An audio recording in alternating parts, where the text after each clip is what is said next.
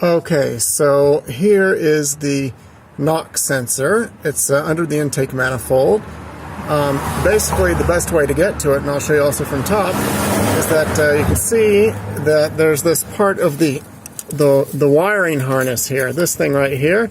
Basically, the key to getting at the knock sensor is getting this piece, this wiring harness router off of this mount here, and then you're able to get access to the knock sensor. Wait a second. So basically what you need to do that is disconnect the negative battery terminal. Then you go over here. You're going to need to remove the all the injector connectors, and you see here you need to remove the alternator post connector and the connector. You can see it a little bit green thing there for the that controls the alternator.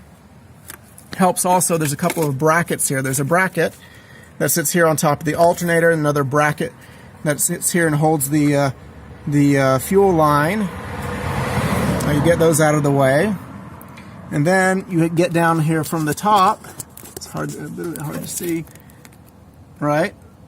So there, that's the bracket that it's connected to, and basically what I did is I took like a little crowbar and I had to kind of like pry it off of there.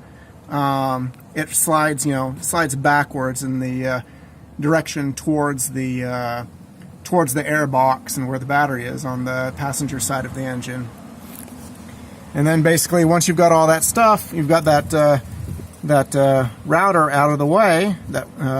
Then you're able to get in there. You need a 27mm deep socket in order to get the knock sensor off.